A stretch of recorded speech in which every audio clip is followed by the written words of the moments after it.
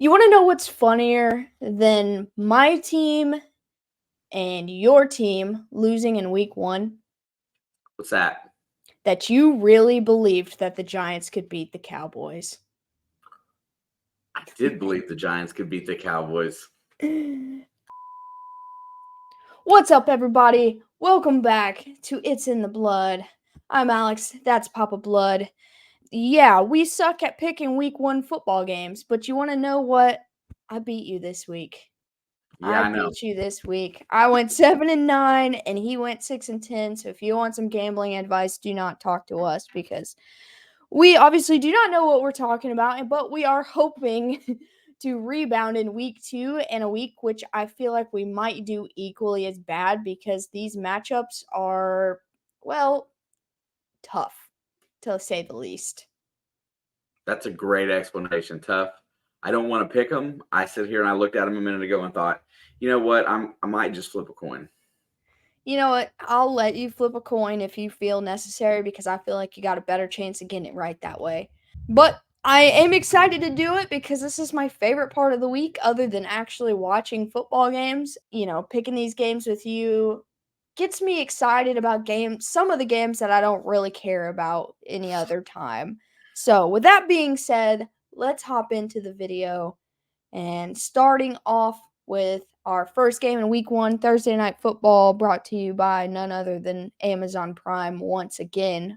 We've got the Minnesota Vikings heading to Philadelphia to take on the Eagles. Because this game is on Amazon, does it mean it's going to blow? Probably. Let's just be honest. Let's get that out of the way. And probably the easiest pick of the week, I'm going to take Philadelphia at home for no other reason than, I just thought about it. Minnesota beat them last year, didn't they? No. No? I was letting you make your pick, and I was going to get into it for mine, so. I'll go ahead and take Philadelphia at home. Hopefully, the home records from last week flip back into my favor today, and I go back and get some home team wins because that's usually how the NFL works. Philadelphia does seem like a good pick at home. All right. So, for my one and only explanation about why I'm going to take Philadelphia at home, let me present to you this. This was last year in week 2 on, I believe, Monday Night Football, another doubleheader weekend. I'm not even going to say anything else. Give me the Eagles, and that's it. That's all I have to say about it. We can move on to the next game. I don't trust Kirk Cousins in primetime. The Eagles may have struggled a little bit against the Patriots, but the Patriots defense is better than the Vikings, and so there's no contest in my opinion. Fair enough. Sometimes they're easy. First 1 o'clock game of Sunday, we've got, well, we're starting right off with your boys. We've got the Baltimore Ravens heading to Cincinnati to take on the slightly humiliated Cincinnati Bengals. Man, I'm telling you what, just reading what people write, sports writers, and coming after that game last week, you would think the sky has fallen. And I feel like I'm going to say it and say it and say it again. I feel like they need to practice harder in preseason. Baltimore's not going to lay down.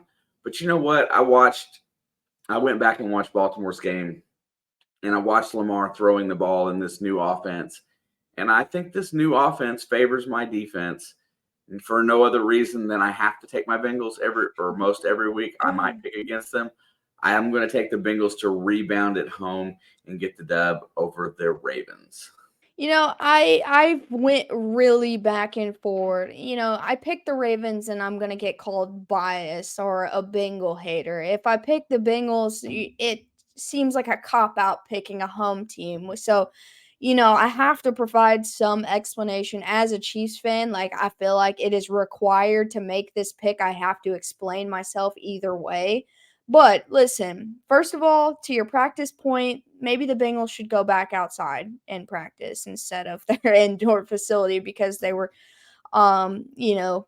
weather seemed to not favor them this time around, and Great point. that is what it is. Maybe they need to spend more time outside. I don't know. But the Cleveland, their defense obviously was lights out all game long. Deshaun, other than the one giveaway, which was the worst pass of the game, and that's including anything coming from Cincinnati as well. Like, definitely the worst pass of the game, his one interception. He was not what he used to be, but he has looked semi-improved from last season at the least. So, that was a tough challenge, and obviously you can use the argument that, the Browns just have Cincy's number right now, and it happens. It happens to all of us, and it's always teams we don't like to see it happen with. But with Baltimore, they didn't put up a convincing win against the Texans, but there's a lot of new pieces on offense, and they did suffer the loss of for the season of J.K. Dobbins. Those fans cannot catch a break, I swear. But their defense was fairly admirable. They broke through that offensive line, which is where the big key struggle coming into this game is for Cincinnati is how is Joe going to handle it under pressure once again? I don't think this defensive line's going to let up because it's Joe Burrow. They hate him. Let's be real. Like, they will go do anything they can to get right in his face all game long. Do I think they're going to put up more than 3 points this week? Absolutely. There's no way they're going to completely shut that offense out again. Not 2 weeks in a row. And if you do, there's a huge problem that needs to be talked about right away. But this game is, in my opinion, based off how these two teams looked last week, really evenly matched. I think Cincinnati does get a little bit favorable edge just because they are at home. But unfortunately, I am going to take the Ravens. They have proved that they can win games this year, and I'm not saying that Cincinnati can't do it, and I'm not saying they can't win this game. I think this is a coin flip game, and they've started 0-2 before and had a successful season following it. If it happens, I don't think there's anything completely wrong with this Bengals team. They just need to show improvement more than anything. So I'm going to take Baltimore on the road just because they seem a little bit more ready. All right, on to the next. We've got the Chicago Bears and heading down south to take on the Tampa Bay Buccaneers. I can go first if you need me to. Yeah, go ahead. I kind of really want to know what you think about this because I kind of know what you think, but honestly, this one, picking either, I started one side, and by the time that I finished all my thoughts, I ended going the other way. Listen, let's take a look at last week. Chicago got absolutely dominated in every way imaginable by Green Bay. And listen, you can chalk that up to it's a divisional matchup, whatever. Look, it happens. But they were bad. They brought in DJ Moore. They're supposed to be better. I don't even want to play the I told you so card, but I told you so that this defense didn't get better. And maybe they'll show up and have a better showing in week 2, and I think that they will. Justin Fields looked bad the whole game. I know that he was being chased, but that is not anything new from since he's been in Chicago. He's mobile. He's a mobile QB, but his passing game was less than admirable. And if you flip to the other game, Minnesota, they proved themselves to me. Or not Minnesota, Tampa Bay. They proved themselves to me against Minnesota. I don't have Minnesota ranked all that high, but they show that they can be a complete team. Baker can feed his receivers. Their defense is respectable, and their offensive line gave him enough time that to make it to where if they lost, it was on him. It kind of deal. Everything worked for them, and I only feel like they're going to build upon it. And as much as I just crapped on Tampa Bay in the offseason, and this is why this hurts my gut, I'm going to take Tampa at home to start their season 2-0 and completely shock me. I didn't feel as badly about Tampa Bay. I don't like Baker Mayfield, but I think in the right environment, he can manage a game. I love the receiving core in Tampa. I love Todd Bowles' defense. Justin Fields has got to do something different to make me feel better about this team. I had high hopes for Chicago. I thought this might be the year, but unfortunately, I got Tampa Bay going 2-0 now as well. Give me the Bucks at home. Next game on our slate, we've got the red hot Green Bay Packers heading south also to take on the Atlanta Falcons. Both teams looking to go and start their season 2-0. Man, I love this game. I I love the excitement of what Jordan Love provided, albeit in Chicago, which I thought was going to be a better defensive challenge for him since it was going to be a divisional game. But hey, Green Bay owns Bears. Discount double check in the stands. I know, I got you. Just take it for what it is. I don't think that this Atlanta defense is that bad. Actually, I think this Atlanta defense is pretty dang good and might disrupt a young quarterback. I love Desmond Ritter. I love the fact that Atlanta has surrounded him with weapons to where he does not have to be a superstar for them to win games. They almost won the division last year. He went 500 as a starter coming in late. I just love Arthur Smith. I'm going to go ahead and take Atlanta at home. I still think they're gonna win this division and go to the playoffs. I gotta stick to my guns. There's a lot of ifs and buts for both of these teams. A lot of arguments you can be made both ways. The Falcons, I think at this point in time, talking offensively, defensively, just based on what were given in week 1, which was a divisional matchup. We're gonna keep saying that. So not a true test, not a true what is this Atlanta team? They've got to be able to play other teams as well. But I feel like the weak point on this team was Desmond Ritter. He gets the benefit of the doubt because he's not even played a full season as a starter yet. So I think he will continue to grow. The Packers, I know they've got a semi banged up Aaron Jones. So his status, I don't really know. And I know Rashawn Gary on the defensive side is potentially going to be on a snap count for this game. Although, with that being said, I don't know if the Packers are due for a letdown. I really can't tell. The Falcons play really tough at home. This is another coin. Every game this week, other than like 2, is a coin flip game. But I'm gonna take the Packers on the road because their win was a little more monumental than the Falcons. But I don't think this is going to be an easier matchup for them. I feel like this might be a closer game than it looks. Next matchup, a divisional matchup in the AFC South. We've got the Indianapolis Colts and the Houston Texans, both teams looking for their first win of the season.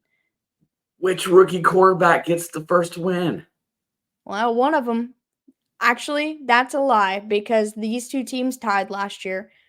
This one, I went back and forth on this one. I tried to come up with reasons that I think each team can win, and I got reasons why each team's probably going to get beat. And when I look at it, it feels like an even pile of poo in each hand.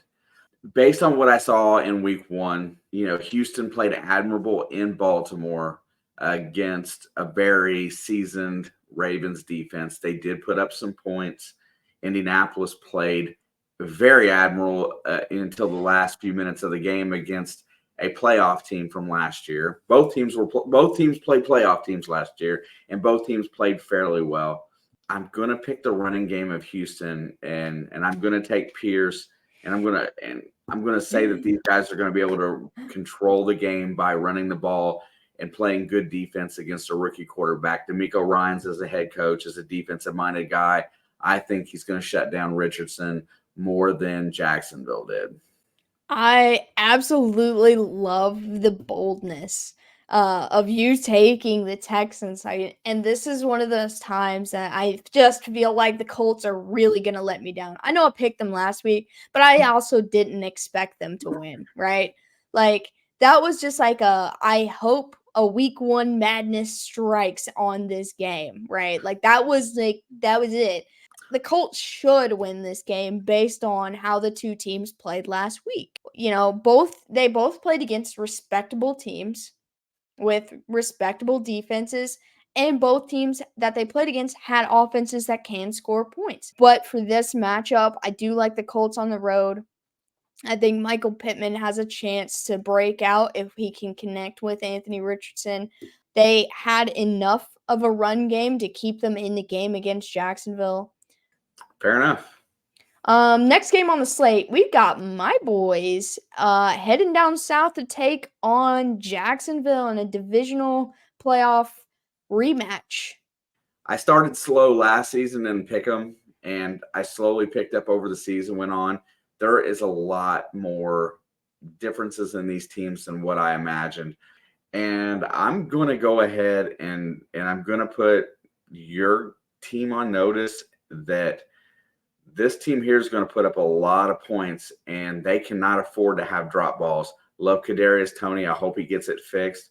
I A have a lot about feeling this. after watching so I don't know if you know this, but Kadarius Toney reactivated his Instagram just to roast the Giants on Sunday Night Football after he deactivated it after Thursday. I just feel like there's a little bit something he's going to make that game special for no reason. That's the hope.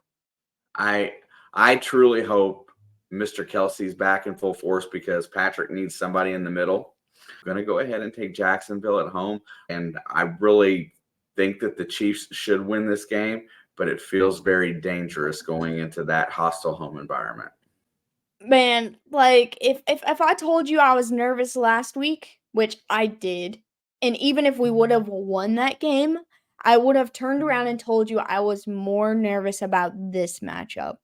So I didn't feel good about this, you know, 3 months ago when I saw the schedule. I already hated it, and especially knowing Calvin Ridley's joining that offense of a already good offense. This game screams upset for me because the Chiefs are the favored team in the matchup. So therefore, if Jacksonville wins, it is considered an upset. This game screams upset to me.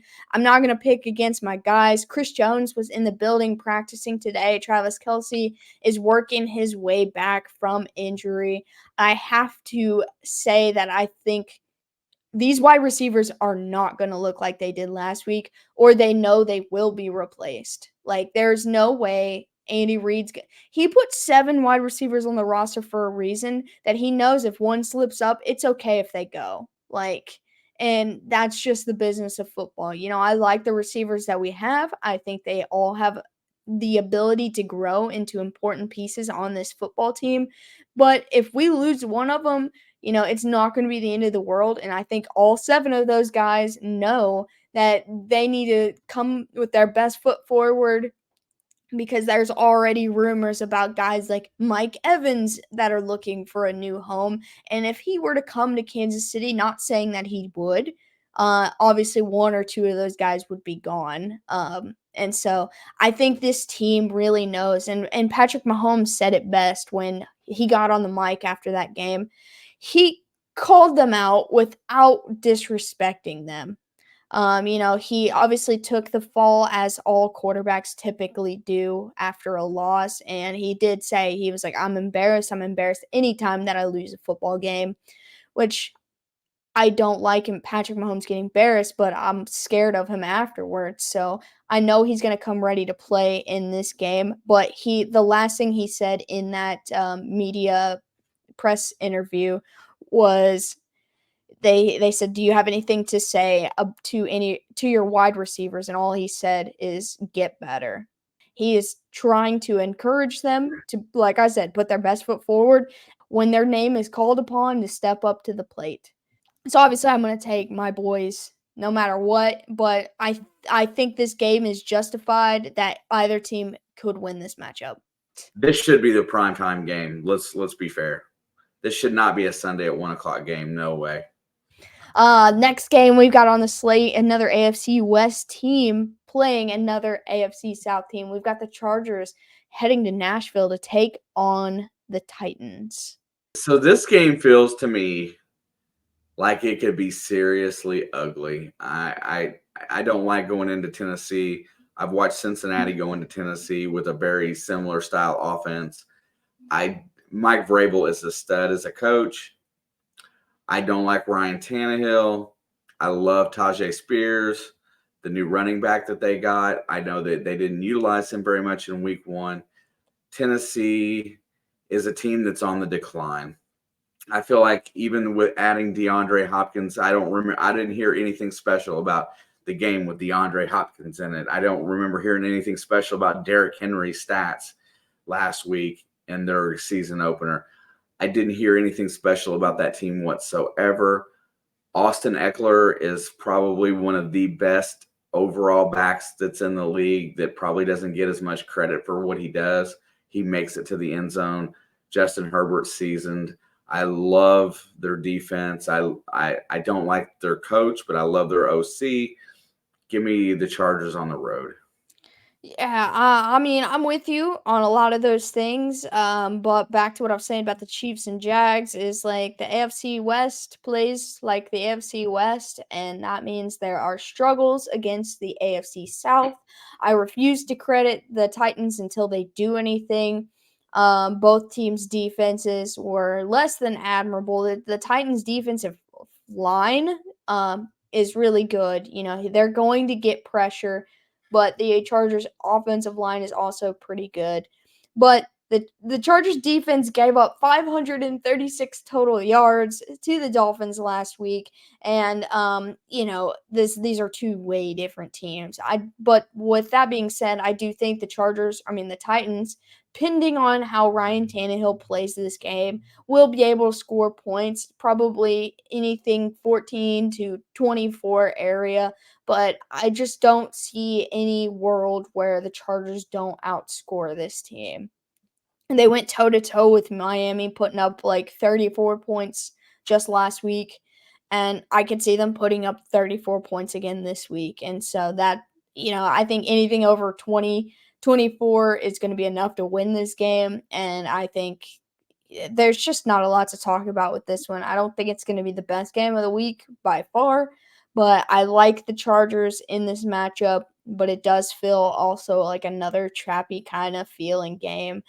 On to the next. We've got the sole winner, our sole number one in the AFC West, the Las Vegas Raiders, heading to Buffalo to take on the Bills. You know, if anybody in this league that is a superstar got his butt absolutely chewed out after that game, it was Josh Allen. Josh Allen gave that game to the Jets. He had control of it. If he would have played a 10-yard passing game instead of going for the deep ball all the time and trying to look like a superstar, we wouldn't even have had the conversation on Tuesday morning about Zach Wilson being a winner. With that being said, the running game showed promise. Cook looked very good in his second season. I do think that the Raiders present a challenge because they played very consistent and they didn't take a lot of chances, low risk football, game management style. Buffalo doesn't fare well against that, but give me the Bills at home. I love all the pieces on the Raiders. I just don't think they have enough firepower to win in Buffalo. There's two options here, and both of them depend on Buffalo. I think the Raiders are going to play the game they have with what they have, and they're going to do what they can. Either, like you said, they're not going to try to do too much. But Buffalo, I can't tell which team's going to show up, right? The team that knows how to win football games, or is it going to be Josh Allen trying to play Superman because he is upset about this last week's performance and he's going to do too much and once again, you know, continue to lead the league in turnovers. This defensive line from the Raiders is going to get to Josh, maybe not consistently, but they will get after him. You're not going to keep Max Crosby quiet forever. Like, it's just a fact. You can't lock that dude up. Is Josh Allen going to come out here with the mindset he wants to win, or is he going to come out with the panic mindset he needs to win? because there's two different things. He just needs to want to win, and I think this team has the ability to do so.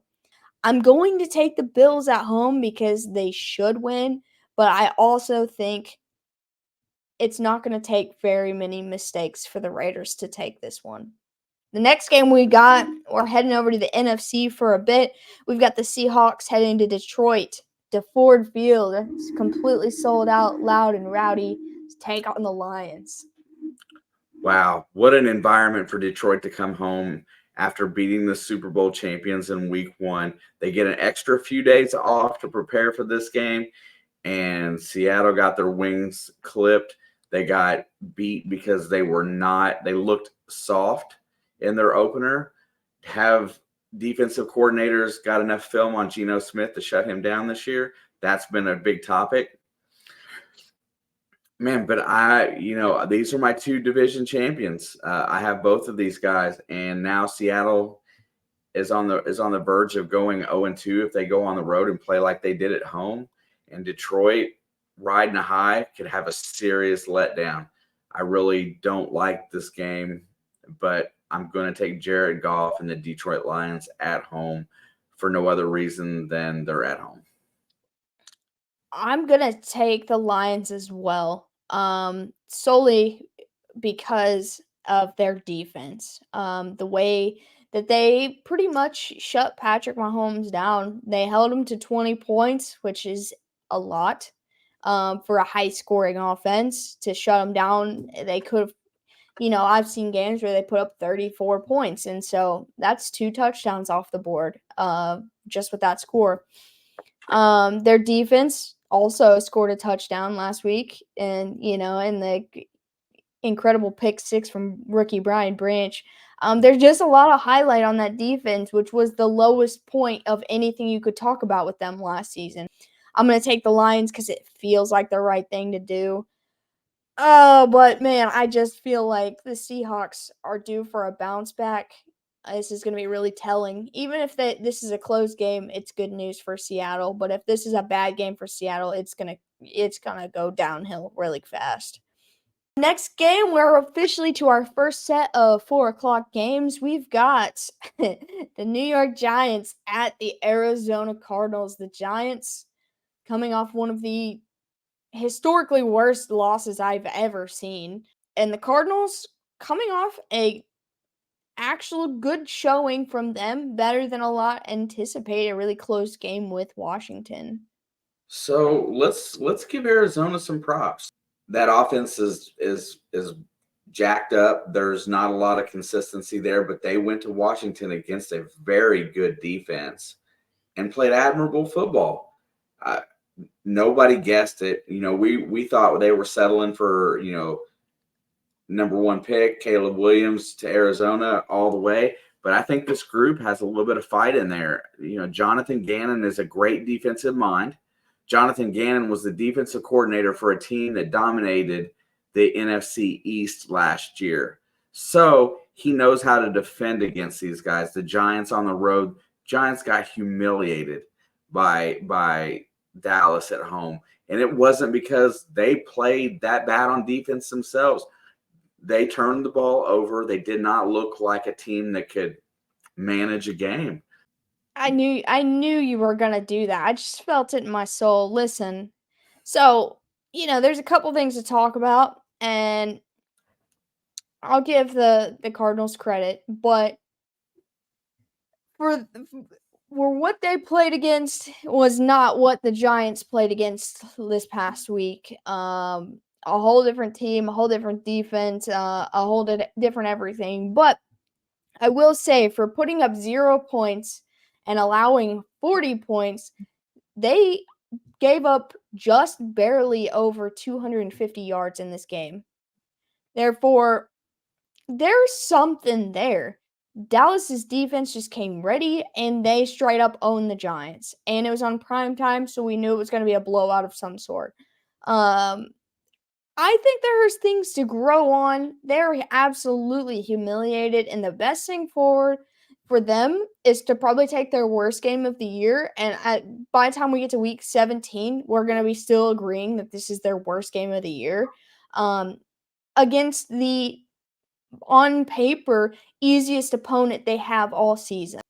And I think there's plenty of room for them to bounce back.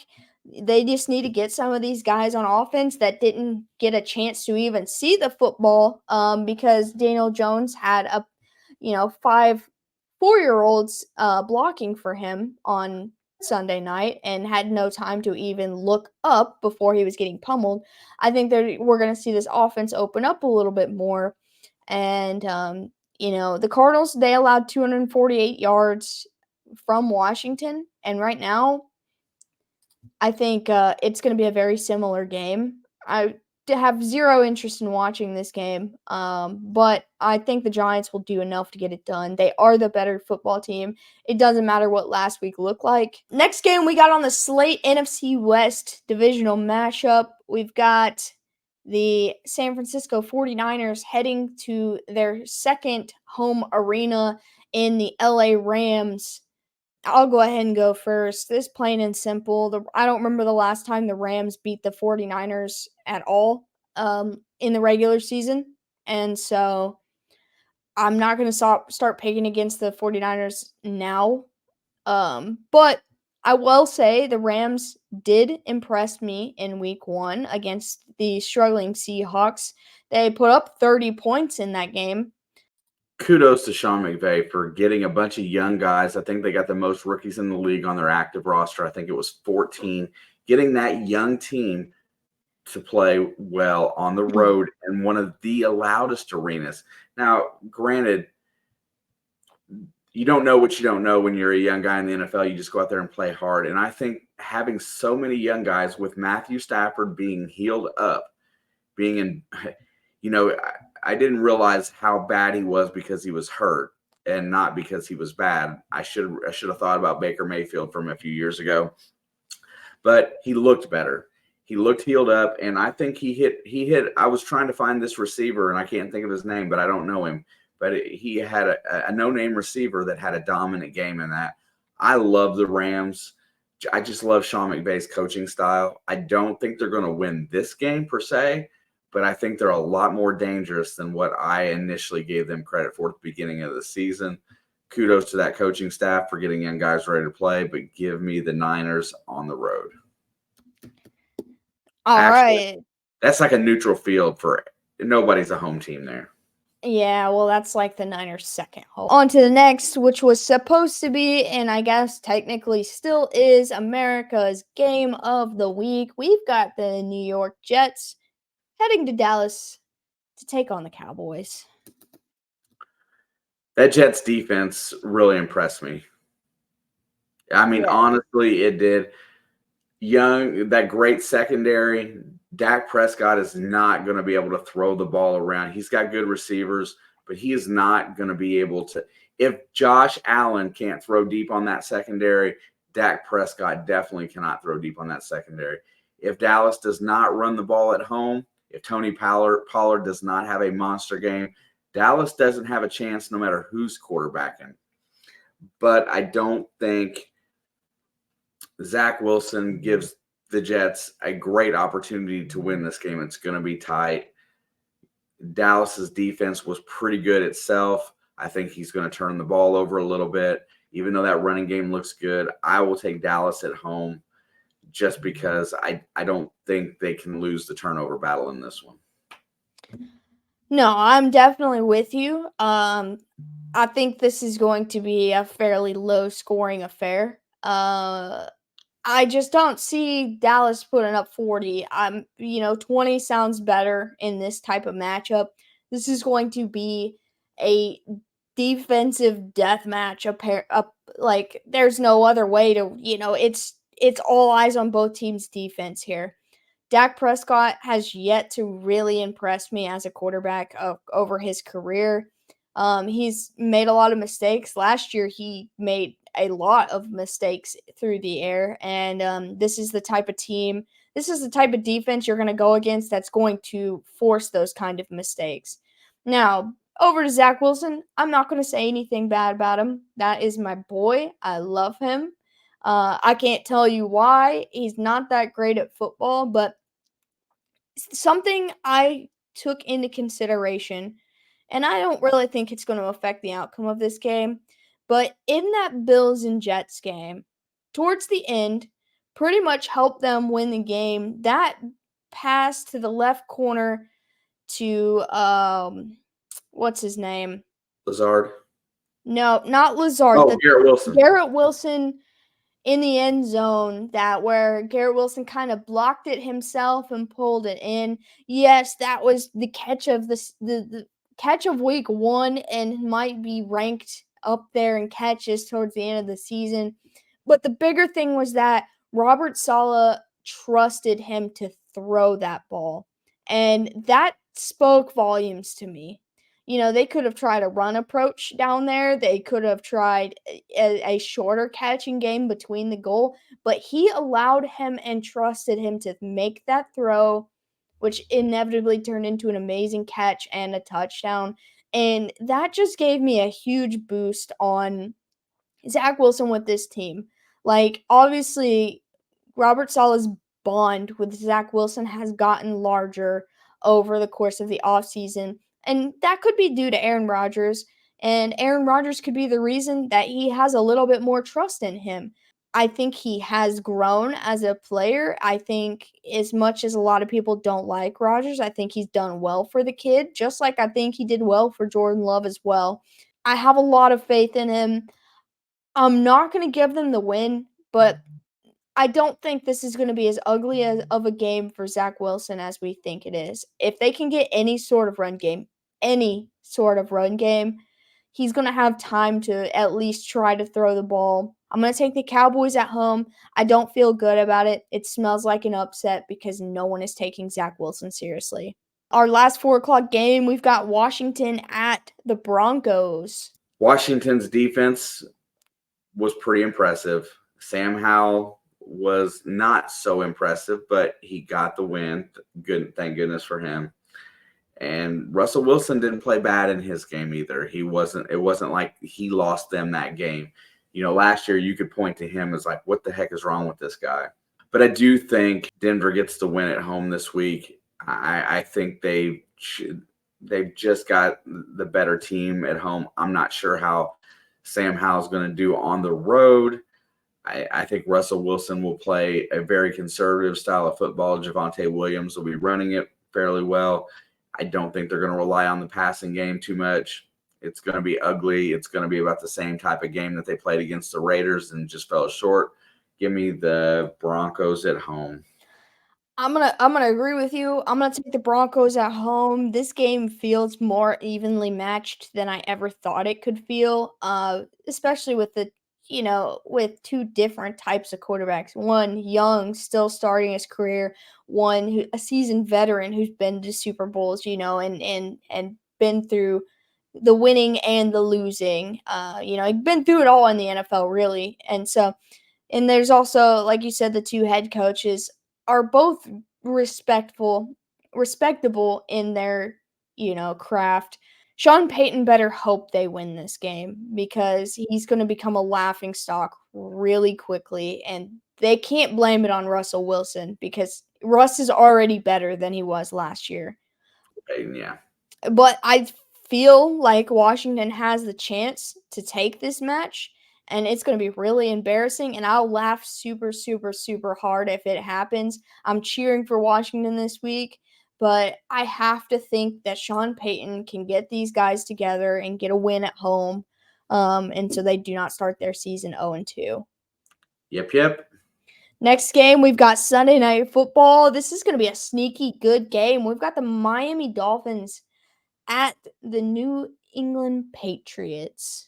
Tua Tagovailoa played lights out in LA. He played lights out in LA because he's under a microscope. Oh, this guy is not this quarterback. He's fragile. He can't afford to get hit. Everybody laughed. He went out and did a lot of things in the offseason that quarterbacks don't normally do. Learning how to fall. I mean, just think about all the stuff that he went through. However, his arm strength is not the greatest, but he knows how to utilize it for his wideouts. He knows how to throw that ball for those guys. I don't particularly like him per se, but he played pretty lights out football in that game and got the W on the road. New England is a totally different team than the Chargers. They are defensive minded. They hit, they get to the quarterback. Matthew Judon could just as easily end to a season as Aaron Rodgers tore his Achilles. It could be that fast. And this New England defense is a lot different. That AFC East is a brutal place to play football going into New England. If there is any weather whatsoever, I think that changes the complexity because I don't think Miami can run the ball. I'm going to take the Patriots at home. I really don't know why, other than I don't think Miami's going to put up the same performance in New England that they did at the Chargers. I love disagreeing with you. And honestly, this is one of the few picks I hope I get right because I want the Patriots to burn you 2 weeks in a row. Like that's all it comes down to. No, listen, let's look at the past couple seasons, shall we? The Dolphins have a really good record against the Patriots the last couple years, and that's including with and without Mac Jones. I think that this New England defense is always going to be tough if Bill Belichick is there, at the helm, and especially if a guy like Matthew Judon is on the field. I know the Chargers defense isn't quite anything near the New England defense. Tua didn't really get touched at all in that game, and they have pass rushers in LA.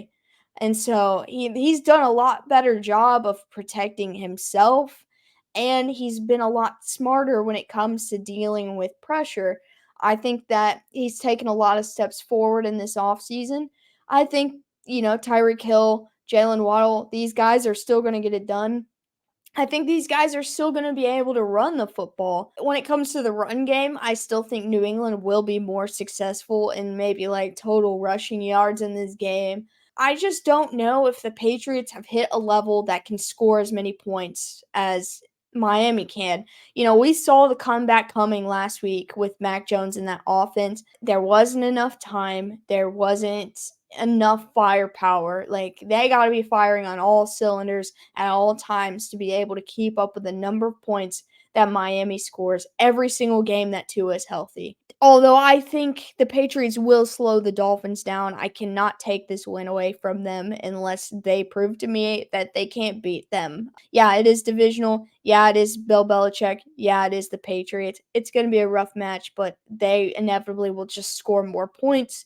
No matter how many times they get stopped, there's still going to be plenty of times that they don't get stopped. And so I got to take the Dolphins on the road.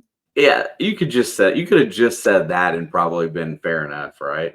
I mean, you can call that out if you want and just leave it at that. But I stand where I stand. I think the Dolphins are a good football team as long as Tua's upright. Next game, our first of two Monday night football games. We've got a NFC South divisional matchup. We've got the Saints heading to Carolina to take on the Panthers.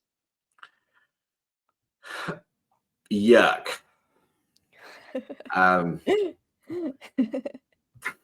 Look, Bryce Young's not quite ready yet. He's still a work in progress as a rookie. I don't necessarily like Derek Carr in New Orleans. I think he's overpriced for what he actually gives to the team. But I think he gives enough to the team to go in here and get the dub in this divisional matchup. Michael Thomas played well, thank goodness, because I have him in fantasy and I got to use him and I needed a few points. They ran the ball fairly well. They looked more of a complete team. Carolina's defense is bad to the bone. I like those guys as well.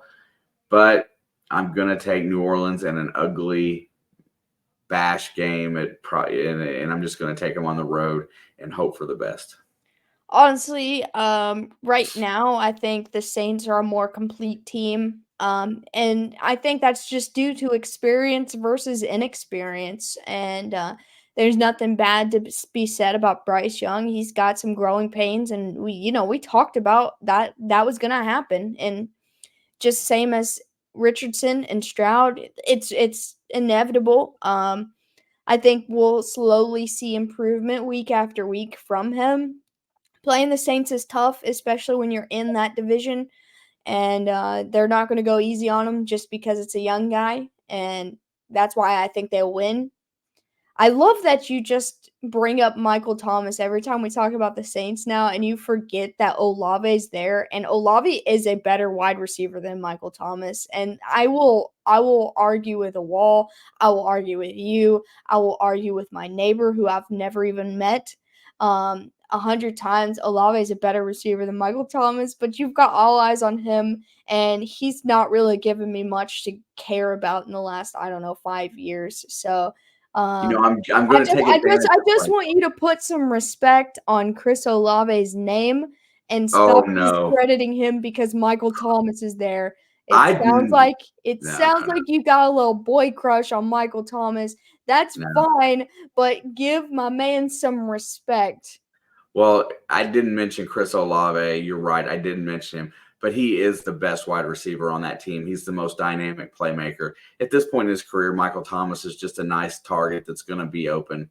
He's a safety net. There's a lot to be said for Chris Olave in year two. If Derek Carr can light up with him like he did with Devontae Adams last year, he's going to have some big numbers. But, like I said, I like the consistency of Michael Thomas when he's on the field, and he's not on the field very much. So I'm going to burn it up and talk about it while he is until he gets hurt or if he's not playing anymore. But I do think the Saints are the more complete team here, and I think they have enough to win on the road. Our final game of week 2 is our true Monday night because the other one starts at 7 something and this one starts at 8:15 like most Monday night football games do. We've got the Cleveland Browns coming off a big win, heading to Pittsburgh to take on the Steelers, in which got let's be frank here. They got their butts whooped. And a lot of defensive guys on that team had a pretty solid game, but they still got whooped. This game here is the epitome of what I don't like because, I felt Pittsburgh was going to beat San Francisco. I truly did last I week. was with you. I I was with felt the you. way they practiced in preseason. I've been calling all these teams soft because they came out and they hit in games and they played physical football. I thought that would carry some weight. They played San Francisco and it carried 0 weight. San Francisco was ready to roll. I love all the pieces on that team. It is still a young team, but if you've got TJ Watt back there, you got an opportunity. Cleveland has Nick Chubb, and dear God, you have got to stop him if you want to. If you can't stop Nick Chubb, Cleveland's going to win a lot of games. Cleveland on the road, I don't think Deshaun is going to quite be Deshaun yet on the road. I don't think Mike Tomlin's going to let these guys go out and get embarrassed again. Give me Pittsburgh at home and a squeaker. Squeaker, I'm with you there. I'm